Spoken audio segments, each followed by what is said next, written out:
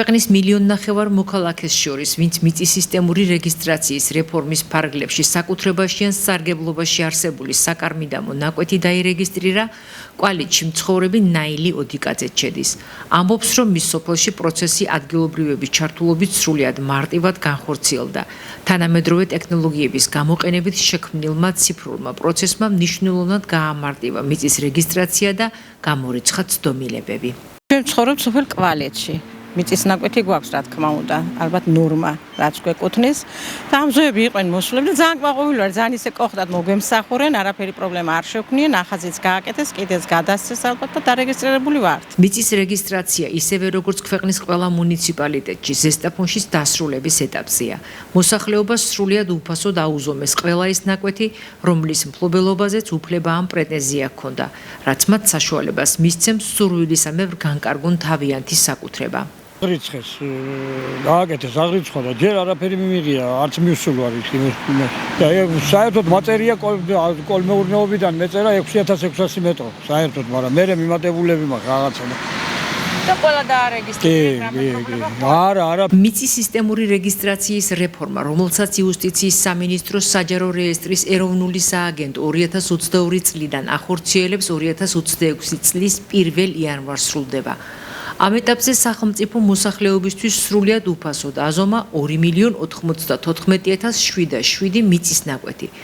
საჯარო რეესტრის მიერ განხორციელებული საამზომველო სამუშაოების შედეგად ქვეყნის საკადასტრო დაფარულობა 95%-ზე მეტია.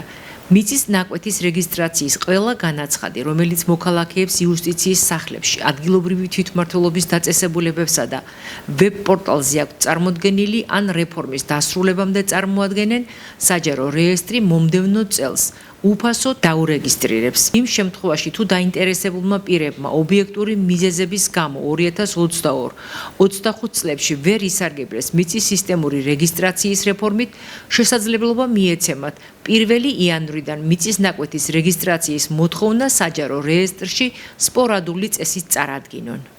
გსურს დავაკონკრეტოთ, რომ სისტემური რეგისტრაციის პროცესი ფორმალურად იმ კრიტერიუმებით, რომლითაც ეს დღეს წარიმართება 31 დეკემბრისთვის დასრულდება, თუმცა ჩვენი მოქალაქე, როდესაც კონკრეტულად მიმართავს სააგენტოს, სააგენტოს ექნება შესაძლებლობა იმავე წესით სისტემური რეგისტრაციის კრიტერიუმებით დადგენილი წესით განახორციელოს რეგისტრაცია ინდივიდუალური განცხადებების საფუძველზე. აცხადებს იუსტიციის მინისტრის მოადგილე გიორგი დგებუაძე სისტემური რეგისტრაციის დასრულების შესახებ საუბრისას. სოფლის მეურნეობის კომიტეტის სხდომაზე. მისივე განცხადებით, მოქალაქეებს, ვინც სისტემური რეგისტრაციის ფარგლებში ვერ მოასწრო ან სხვადასხვა მიზეზით ვერ შეძლო საკუთრებაში გაფორმების ვადა, ეძლევათ 2027 წლის 1 იანვრამდე. რეფორმის დასრულების შემდეგ ქვეყნის მასშტაბით შეიქმნება უძრავი ქონების შესახებ სრულყოფილი უფლებრივი და საკადასტრო მონაცემები. თითოეული მესაკუთრის უფლება იქნება დაცული და განვითარდება უძრავი ქონების ბაზარი.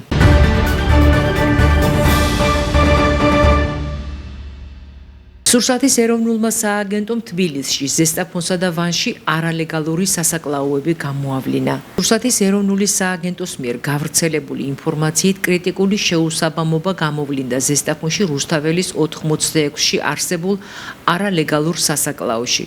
სააგენტოს იმერეთის დეპარტამენტის ინსპექტორების მიერ ჩატარებული არაგეგმური ინსპექტირების შედეგად დაფიქსირდა საქმიანობა ბიზნეს ოპერატორად რეგისტრაციისა და აღიარების გარეშე. საეჭვო წარმომავლობის ხორცი, რის გამოც ობიექტი დაჯარიმდა და შეუჩერდა საწარმოო პროცესი. სურსათის ეროვნული სააგენტო ცხოველთა სასაკლაოებში სახელმწიფო კონტროლს მთელი ქვეყნის მასშტაბით ახორციელებს. გეგმური ინსპექტირება ტარდება რისკის დონის განსაზღვრის გარეშე. წელიწადში 4-ჯერ. გარდა ამისა, ტარდება არაგეგმური ინსპექტირებაც. მიმდინარე წელს ჩატარებულია 1035 სახელმწიფო კონტროლი. გამოვლინდა 80 ადმინისტრაციული სამართალდარღვევა.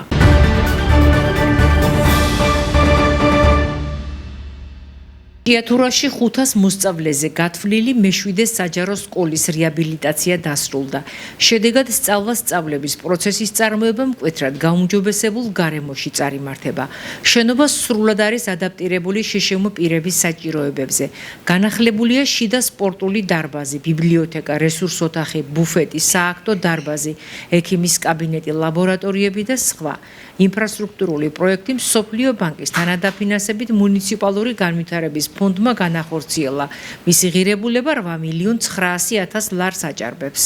Რამდენიმე წელიწადია საქართველოს პრემიერ-მინისტრის უშუალო ინიციატივით დაწყებულია ფართემასშტაბიანი სარეაბილიტაციო პროცესები მთელი ქვეყნის მასშტაბით იმისთვის, რომ ჩვენს ძვირფას პედაგოგებს და ჩვენს შესანიშნავ ახალგაზრდებს ჰქონდეთ სწავლების პროცესის ყველაზე მაღალი სტანდარტის გარემოში განხორციელების შესაძლებლობა. ჩვენ მეშვიდე სკოლა ჭიათურის გავხსენით სრულიად ახლად რეაბილიტირებული, რომელიც 500-მდე მოსწავლეზეა გათვლილი. ინფრასტრუქტურული პროექტი მიმდინარეობს. ჩვენთვის მნიშვნელოვანია, რომ ჭიათურის მეშვიდე საჯარო სკოლის მოსწავლეები სწავლას განაახლებენ სრულიად რეაბილიტირებულ თანამედროვე და უსაფრთხო გარემოში. აქ იყო ისეთი მდგომარეობა, რომ ფაქტიურად ჩვენ მომავალ თაობას უზრუნველდებოდა სწავლა.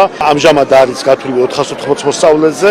შეიძლება, რომ ეს მიმართულება კიდევ უფრო დაიხვეწოს და უფრო ბავშვს დაემატოს და ასე რომ ძალიან დიდი საჩუქარია ჩვენი ქალაქისა და ჩვენ მომავალი თაობისა.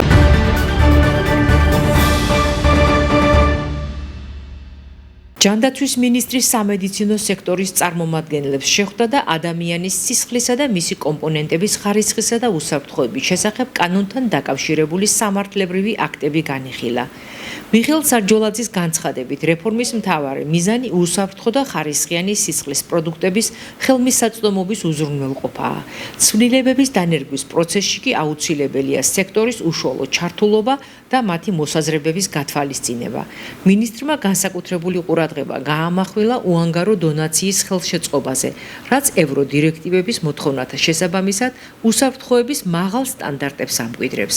შეხვედრაზე აღინიშნა, რომ რეფორმის განხორციელების პროცესში ხარისხთან ერთად განსაკუთრებული ყურადღება ექცევა სისხლის პროდუქტების მიწოდების უწყვეტობის უზრუნველყოფას. რეფორმის სრულყოფის მიზნით სამუშაო შეხვედრები მომავალშიც გაგრძელდება, სადაც ჰემატოლოგები, სისხლის ბანკებისა და ჰოსპიტალური სექტორის წარმომადგენლები მიმდინარე ცვლილებებთან დაკავშირებით თავიანთ წინადადებებსა და რეკომენდაციებს წარადგენენ. წარმოდგენილი კანონქვემდებარე აქტების მიხედვით სისხლის უსაფრთხო პროდუქტებით უზრუნველყოფის მიზნით უმჯობესდება დონორთა შერჩევისა და ტესტირების პროცედურები, ინერგება სისხლისა და მისი კომპონენტების მიკვლევადობისა და ჰემოზედამხედველობის სისტემა. განისაზღვრება სისხლის დაწესებულებების ლიცენზირების ახალი წესები, რაც ხელს შეუწყობს მთლიანად ტრანსფუზიოლოგიის სექტორის ხარისხობრივ განვითარებას. ტრანსფუზიის სფეროში, სისხლის გადასხმის სფეროში ახალი საკანონმდებლო აქტიდან გამომდინარე ვალდებულების შესრულების პროცესი, რეფორმის პროცესი, რომელიც რა თქმა უნდა ჩვენი შეხედულებით მოითხოვს აუცილებლად სექტორის ძალიან აქტიურ ჩართულობას. გვაქვს იმედი, რომ ძალიან აქტიური კონსულტაციების შედეგად მივალთ მაქსიმალურად ეფექტიან გადაწყვეტილებებამდე, რომელიც წაადგება ერთის მხრივ სისხლის გადასხმისთვის საჭირო სისხლის ხარისხის გაუმჯობესებას ქვეყანაში და მეორეს მხრივ, რა თქმა უნდა, დააზღვევს ყოველგვარ რისკებს დაკავშირებულს ამ თვალსაზრისით დეფიციტებთან. სისხლის ხარისხი ერთ-ერთი მნიშვნელოვანია პაციენტის დაავადების გამოსავლის კეთილდღეობისთვის, ჩვენ და საკეთილდღეოდ შემოსატრიალებლად. კი, პაციენტი როდესაც სისხლი ესხება, ეს სისხლი უნდა იყოს ძალიან ხარისხიანი. ეს რეგულაციები, რომლებიც სოფლიოში ამას უზრუნველყოფს, ჩვენც უნდა გადმოვიღოთ. უბრალოდ ეს უნდა მოხდეს ფრთხილად იმ სიტუაციის გათვალისწინებით, რაც ჩვენს ქვეყანაში არის, რომ ეს უზრუნველყოფა, რა თქმა უნდა, უპირველესია და ეს არ დაირღვეს. ჩვენ ძალიან საინტერესო პროექტი გავეცანით, რომელიც დამუშავების პროცესშიდაც ალბათ იქნება უამრავი კითხვა, უამრავი ინიციატივა და იმედი მაქვს ამ პროექტის მომზადების შემდეგ სისხლის უსაფრთხო დონაცია იქნება ძალიან მაღალ დონეზე აყვანილი, რაც მნიშვნელოვანია ქვეყნისთვის.